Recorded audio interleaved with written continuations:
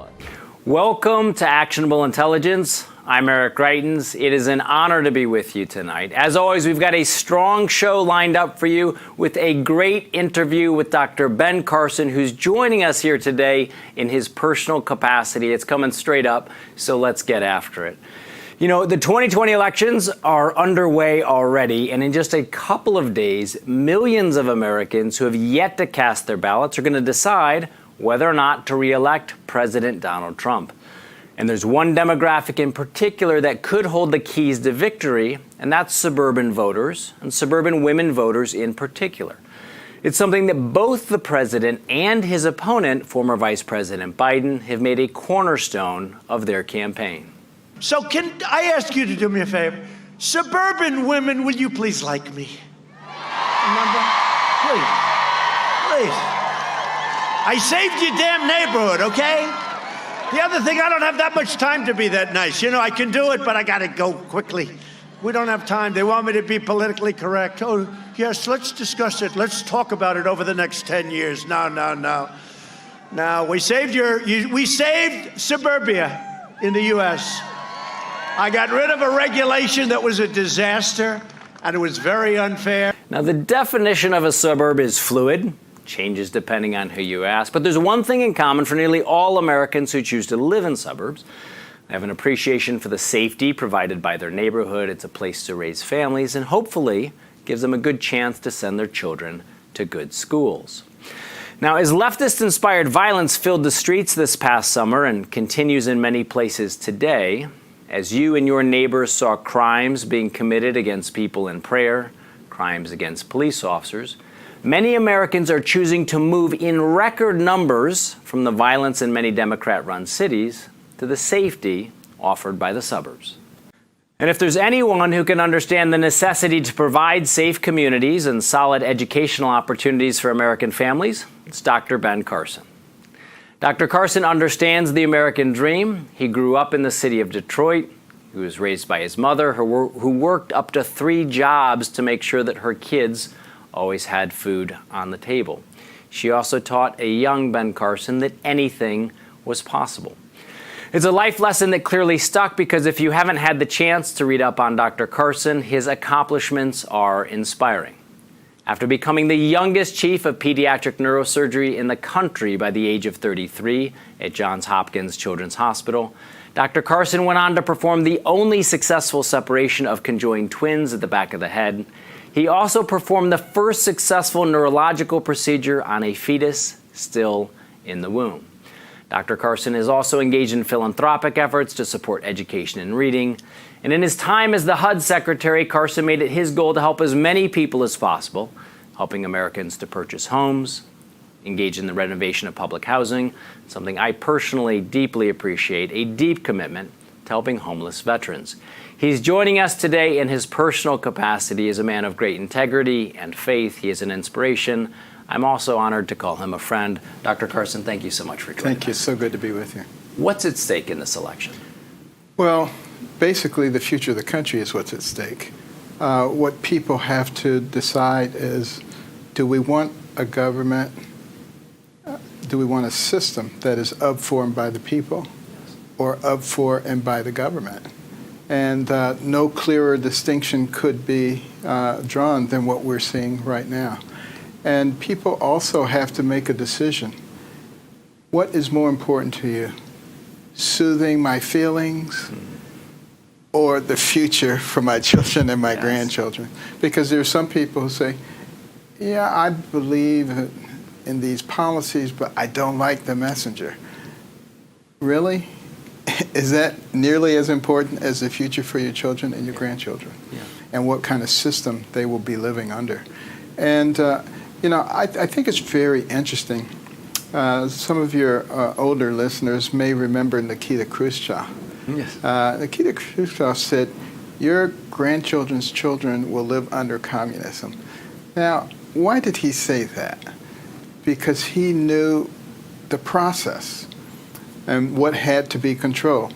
First, the linchpin, according to Vladimir Lenin, socialized medicine, gain control of the most important thing that people have, which is their health. Their health, yes. So you can see that being pushed by some. And then you have to make people dependent on the government. So anything you can do to create dependency works, including raise the debt to such a level that you can justify massive taxes, which takes and transfers the resources to the government, and then get rid of God. You don't want people dependent on God. You want people dependent on the government. And then you need to get rid of their guns, because tyranny requires a submissive population.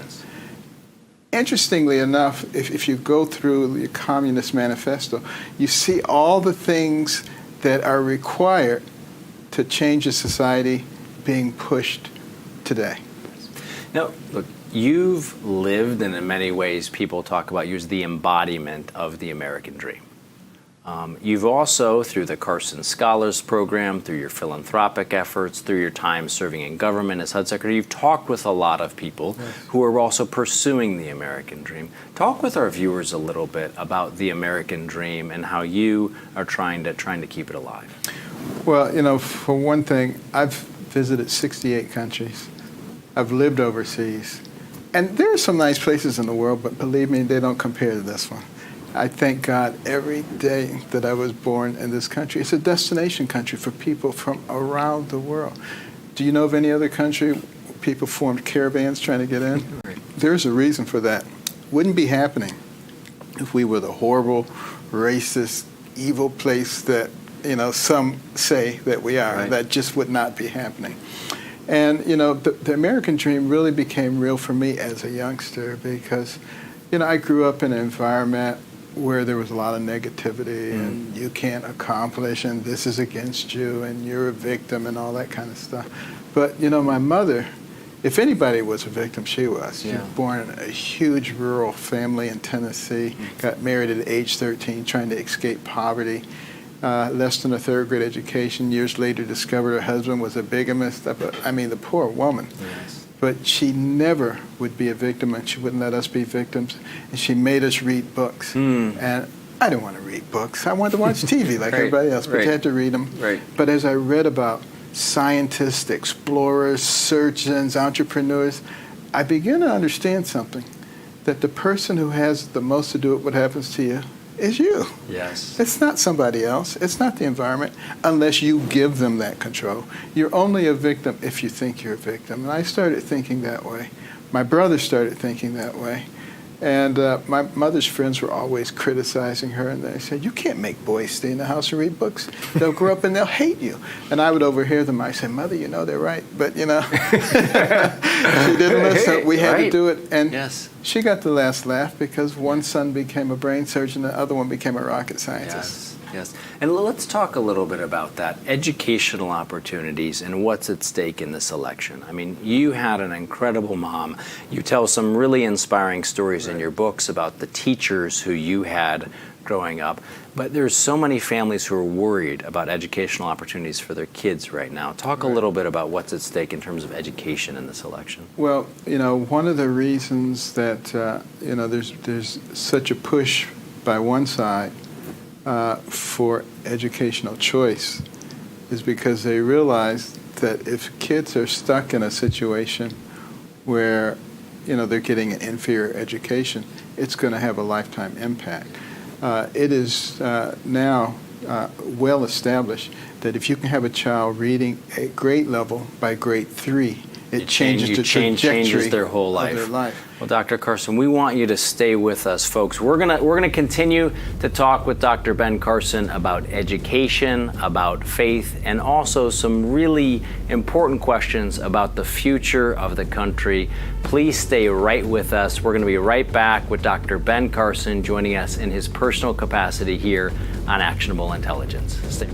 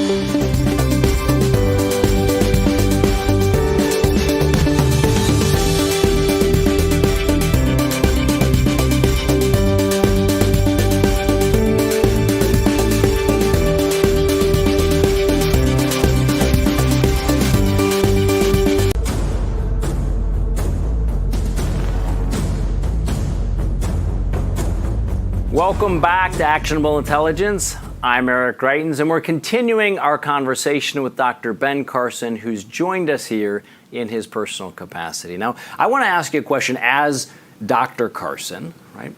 You are an expert in the brain, and you've also had an opportunity at the same time to watch the demands, cognitive, physical, mental, emotional, on a president. And it's an incredibly demanding job. Talk with our audience, if you would, a little bit about the demands of the presidency, and then any thoughts that you have on the ability of President Trump and Vice President Biden to do this job from a cognitive standpoint moving forward. Well, there's no question that it's probably the most demanding job there is. You're being bombarded constantly. But by the same token, the human brain is an amazing organ system. Yes. Billions and billions of neurons, hundreds of billions of interconnections. It remembers everything you've ever seen, everything you've ever heard, can process more than 2 million bits of information in 1 second. You can't overload it. Right. Having said that, it does degrade over the course of time. Yes. So that's one of the reasons that a lot of times you see older people, and they may not be quite as sharp, not quite as quick in being able to recollect things and to learn and to process things. Doesn't mean that they're demented by any stretch of the imagination. It just means that there's a natural process. And, you sort of compare them at a different time versus now. That's how you can sort of determine whether or not that process is taking place. Yeah, and from your observations for President Trump and Vice President Biden, and again, you're not their personal physician, but you are an expert in how the brain works over time. Do you have any observations when you look at Vice President Biden, when you see President Trump? Any observations about that possible decline? Well, I've seen President Trump become actually more energized. Yeah. So I don't have that concern with him. Biden, I haven't had as much contact with. Let me just put it that way. I don't want to go much further than that. Sure. And then let's switch gears for a minute. One of the things that a lot of people don't know about you, they know you as a neurosurgeon. They might have seen the gifted hands, story. They understand your time as a presidential candidate. They've seen you as a secretary of the Department of Housing and Urban Development. But you're also deeply engaged in philanthropic efforts. Yes. And the Carson Scholars Program is on the verge here shortly of giving out its 10,000th scholarship. Talk with our audience, if you would, a little bit about the program and why it's been so important to you. Well, we're excited about that milestone. It'll be 25 years next year that we've been giving out scholarships. And the reason it started was because I would go in the schools and I would see all these trophies, all-state basketball, all-state wrestling. Yeah. I said, what about the academic superstars? What do they get? There's a little corner over here with the honor roll. I said, wait a minute, there's something wrong with this picture. So we started giving out real scholarships to kids starting in the 4th grade for superior academic performance. But that's only half of it. The other half is that they had to demonstrate that they cared about other people. Yes. Why? Because we're trying to develop the next generation of leaders. There are plenty of people who are smart, and we need them as leaders, but we need people who also care about other people. Yes. And that's something you want to start at an early age. So, and these kids are absolutely spectacular. And the cool thing is, traditionally, everybody says, oh, you're a nerd, we don't care about you. But, you give a 4th, 5th, 6th grader $1,000. Yeah. And all of a sudden, they're big man on campus. Wow, how did you do that? Right. And there's a big trophy that goes right out there with all the sports trophies that has their name on it. And we have a celebration. And, we have usually adult honorees too, people of great significance from around the country who can act as role models.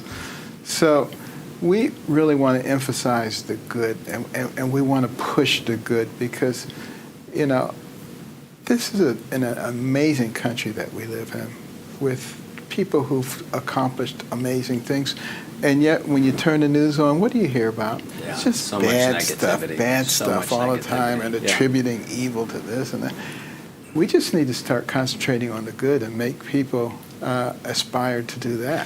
Well, there are so many hopeful stories that have come out of the Carson Scholars Program, and you know, for all of our viewers, if they want to, they can read more out at the Carson Scholars website about the work that you're doing there. In fact, this past year, one of our neurosurgical residents who finished his residency was a Carson Scholar in high school. Came all the way through the program. That's got to feel amazing. That's great. And tell us a little bit about Think Big.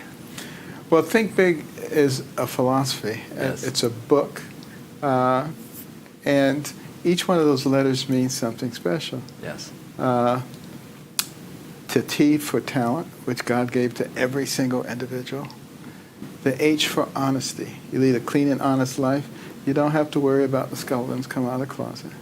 The I is for insight, which comes from listening to people who've already gone where you're trying to go. Learn from their triumphs, learn from their mistakes. The N is for nice. Be nice to people. Yes. Because once they get over their suspicion of why you're being nice, they'll be nice to you. The K is for knowledge, which is the thing that makes you into a more valuable person, and it's never too late for that. The B is for books, which is the mechanism for obtaining that knowledge. And some people say, I can learn everything I need to learn from watching videos and DVDs. Not true. Because when you read, you're looking at words. Yes. You learn how to spell. Yes. You learn grammar and syntax. Yes. And then the second I is for in-depth learning. Learning for the sake of knowledge and understanding as opposed to cram so you can pass the test and 3 weeks later know nothing. Yes. And finally, the G is for God. One nation under God. You know, if we throw out godly principles, we have to replace them with something else, and seldom is it going to be as good. Godly principles of loving your neighbor, caring for your fellow man, developing your God-given talents to the utmost so that you become valuable to people around you, having values and principles that govern your life. Those are the things that made America into a great nation. You know, one of the things that I think so many people appreciate about you is that you've been the man in the arena, you've been in the public square, you've endured the attacks from the mainstream media, and one of the things that you've always done is you've really maintained an incredibly kind and hopeful approach to public life. You've always been willing to welcome people of every possible diverse viewpoint in to work with you. What do we need to do to build a kinder and more compassionate public dialogue in the United States? Well, first of all, we need to engage in conversations with each other. Instead of people getting into their respective corners and hurling insults at each other, listen to each other. Try to understand why people feel the way they do. And when you get into conversations like that, that's when people begin to work together.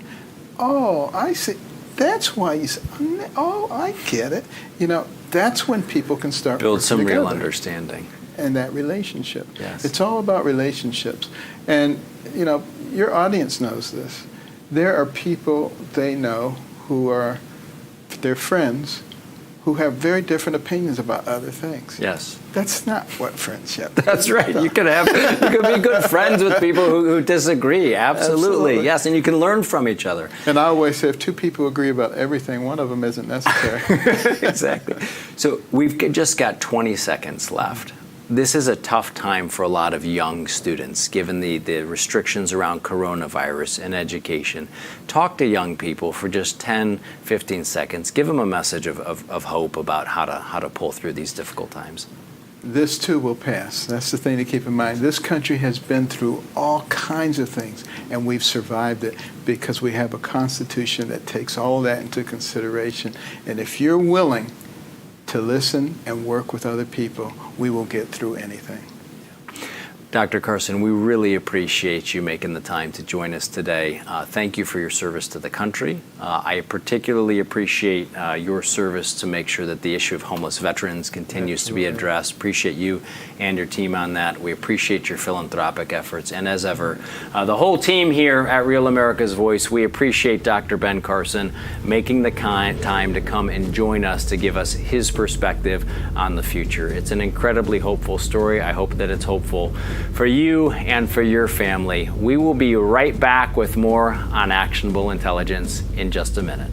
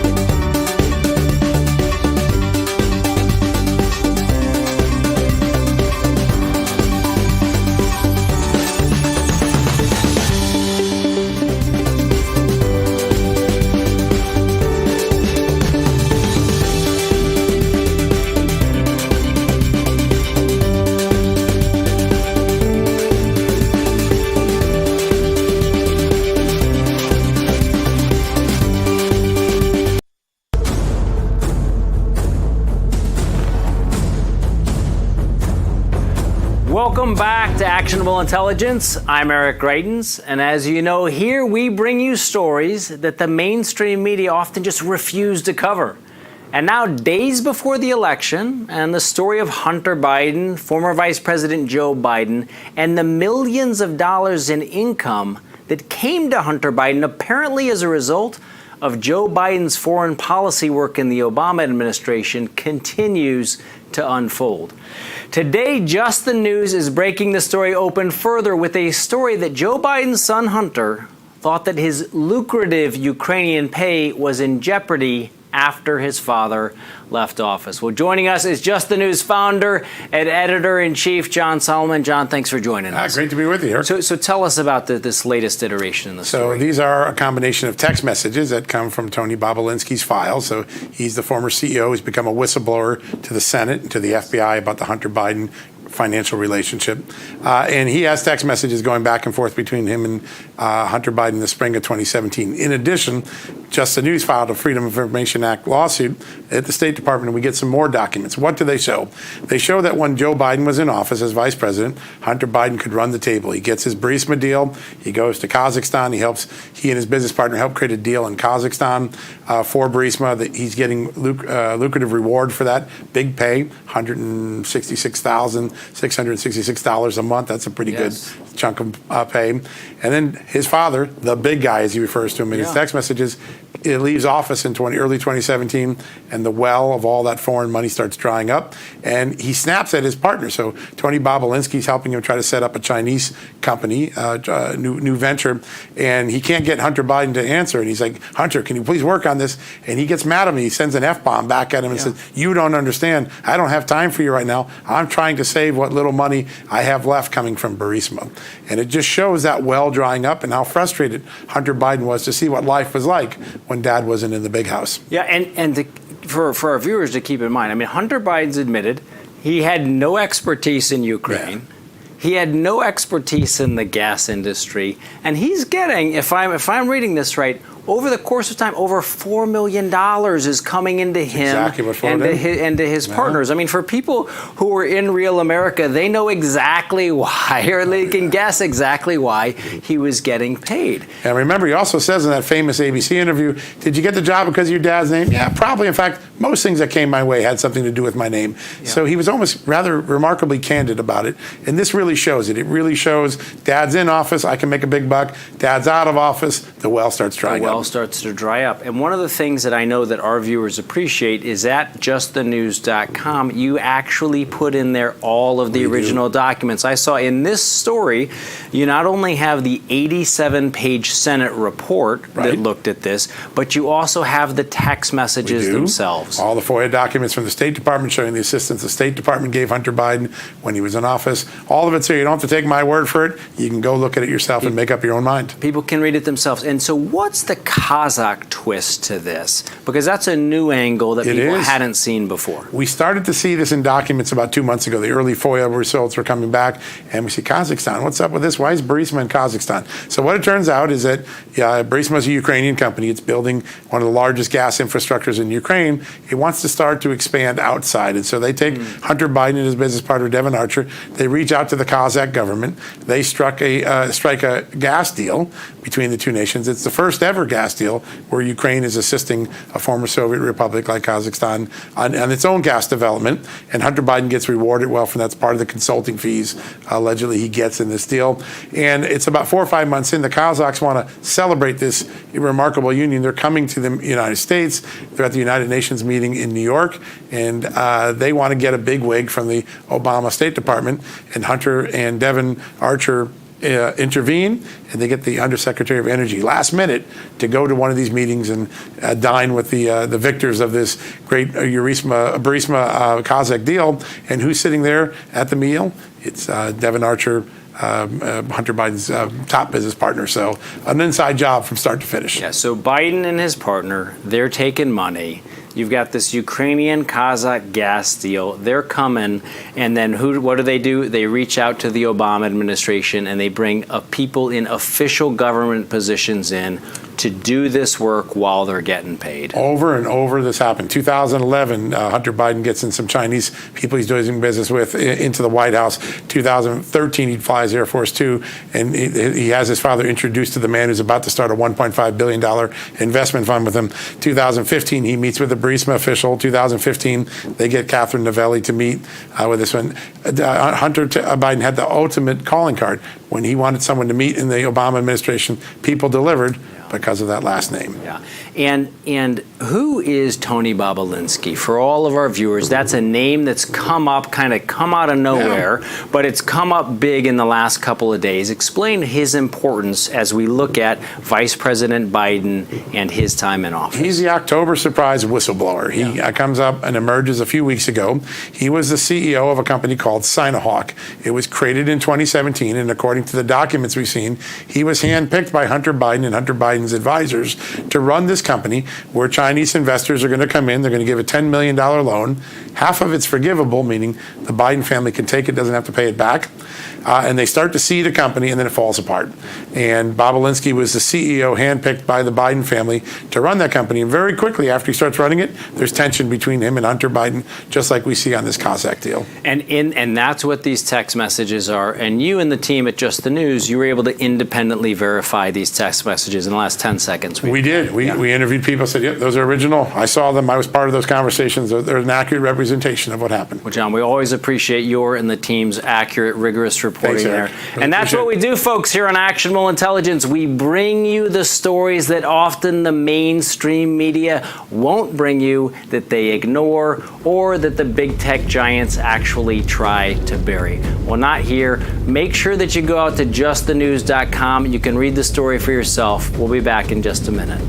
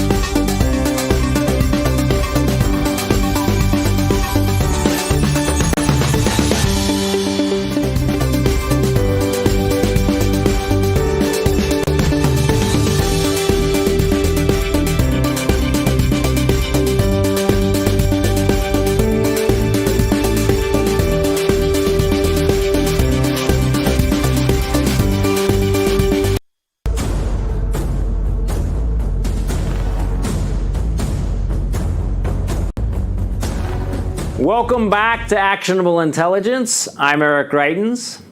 He's an icon in a lot of America, and at first glance, Phil Robertson looks like a typical Louisiana man who lives for duck hunting season. A closer look, however, reveals that he's lived quite the life because of duck hunting season. Robertson is one of the stars of the popular show Duck Dynasty. The show ran for 5 seasons. And in that time, Phil Robertson became a household name as a man who is never afraid to speak his mind when it comes to his family, his faith, and his love of freedom. We're really pleased to have Phil with us today. Phil, it's great to see you. Thanks so much for joining us. Good to be here, Eric. So I want to start off. You're a man that's known for being committed to your love of faith and freedom. Tell us about how that's evolved through your life and your thoughts on it today. If you look at it logically, Eric, there's several things that earthly kingdoms cannot give one. One, man-made governments cannot remove our sin. 2, man-made governments, although they may give you through the medical profession, they may give you a little more time to live on the earth. They can't raise you from the dead. Therefore, I've chosen to follow the godly route, which does both. Removes my sin, I had a lot of them, and raised me from the dead. So I'm taking my chances with Jesus of Nazareth, who said, I am the beginning of anything, the Alpha. I am the Alpha and the Omega. The Omega means he's the end of everything. Beginning of anything, end of everything. I'm taking my chances with that particular individual. Now, Phil, you've also been out this season. You've been out campaigning for the president.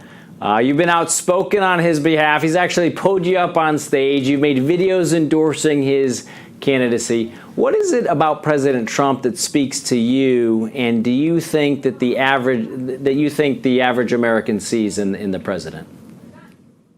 So I'm sitting in the vehicle, and someone says, I think it's my oldest son, you got 15 minutes with Donald Trump, who's running for office, if you want it, Dad. I said, book it. If he wants to talk to me. I was a little surprised that a man running for the presidency of the United States would contact me about anything. Right. So I said, book it. So I go in there, and after the secret police, whoever they are, after they put that wand on me, I told someone they put that wand in places Miss K hasn't been in years. So I get in there, there's a few generals around and different. Within 30 seconds, how you doing? Pretty good. He appreciated me backing him. I said, whatever happens, Trump, don't forget this. I had drawn the gospel out on a piece of paper, small piece of paper, God becoming flesh. 2020 years ago, I said, Trump, your calendar documents it. It's 2020 years since Jesus showed up. So he dies on a cross for the sins of the world. I said, Trump, you do have sins, don't you? He said, oh, you bet I do. A lot of them. I said, me too, and everyone else. I said, they put him in a tomb, and that's where you and I are going, my man, into a tomb. It may be car wreck, cancer, heart attack, gunshot, old age, but we're going down, you and I. I said, 3 days after they killed Jesus, he's standing back up on the earth. I said, he went back into heaven. All we're waiting for now, Trump, is the return. I hope you win the election. I'm behind you. I'm out of here. And when I turned to walk away, he said, hey, can I have that piece of paper? I said, sure. And I handed it to him, and I walked out the door. So I pointed him to the one who could save him from death and remove his sin. That was my interaction. I talked to him a couple of times after that. Every time I was with him, we talked about spiritual matters. I'm not a mind reader, but I know this. He is, as it turned out, which I didn't know, he is now pro-God, pro-life, and pro-gun. You have to have a gun to shoot ducks and also to stop robbers, looters, and killers from taking over your family. Now, Phil, one of the things that we were talking about before we came on was your support for the military and veterans. You continue to be a voice for our men and women in uniform, and also you're a big supporter of our law enforcement officers. Everybody saw what happened this past summer with looting and rioting across the country. Why is it so important to you to continue to be out there supporting our police officers and our law enforcement officers, first responders, and men and women in the military? Everyone must submit himself to the governing authorities. Romans chapter 13, 2,000 years ago. There's no authority except that which God has established. The authorities that exist have been established by God, law enforcement. Consequently, he who rebels against the authority is rebelling against what God has instituted. And those who do so will bring judgment on themselves. Rulers hold no terror for those who do right, but for those who do wrong. Do you want to be free from the fear of the one in authority? Do what's right and he'll commend you. Check this out. He, law enforcement, is God's servant to do you good. But if you do wrong, be afraid, for he does not bear the sword for nothing. Well, now they're carrying Glocks. He is God's servant, law enforcement, an agent of wrath, law enforcement, to bring punishment on the wrongdoer, law enforcement. Therefore, if you think it's rough with them, just remove them and it'll be hell on earth. No doubt about it. Well, Got Phil, to have them. We know that there are a lot of Real America's Voice viewers who are also huge fans of the Duck Dynasty. And all of us appreciate your commitment to faith, to family, to freedom. I personally, as we talked about, very much appreciate your continued support for the United States military, for our men and women who are out there, and also for our support in law of everyone in law enforcement. Phil, really appreciate you coming on Actionable Intelligence today, sir. Thank you so much. We appreciate you. And folks, we'll be right back with our moment in history.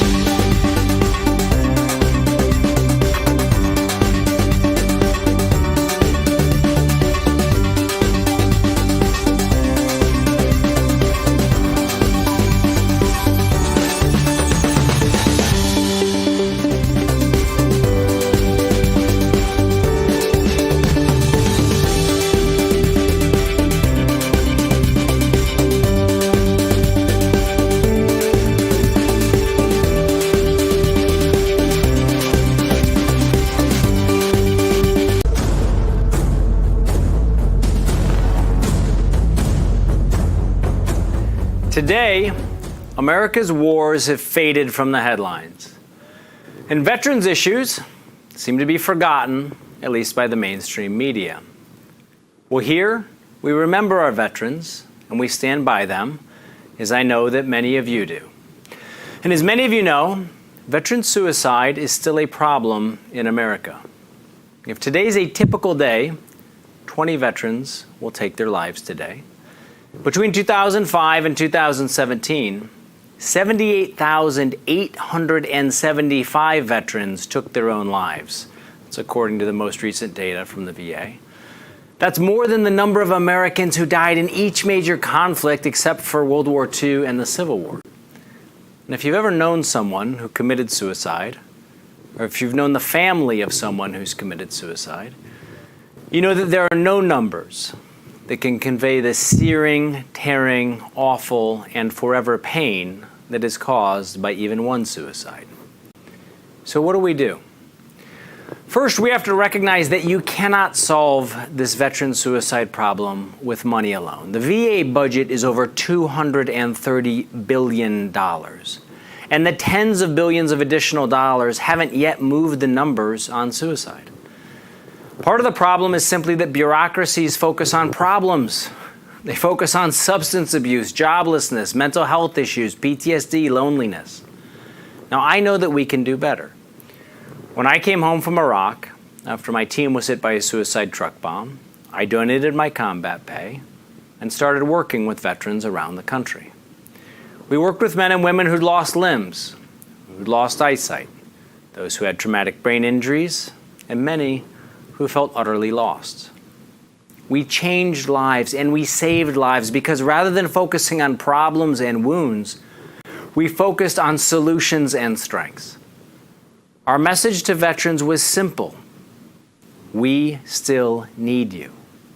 And we put them back to work. Coaching martial arts, building with Habitat for Humanity, leading efforts to end homelessness. And you know what happened? When people have a purpose, they rise, they work, they get themselves cleaned up, they go back to school, they walk with pride. Now, in addition to helping people rebuild a sense of purpose, we all had to love veterans enough to be straight and brave with them. We had to tell them the truth. Suicide is not what warriors do. The first purpose of the warrior is to protect others. Suicide makes that impossible.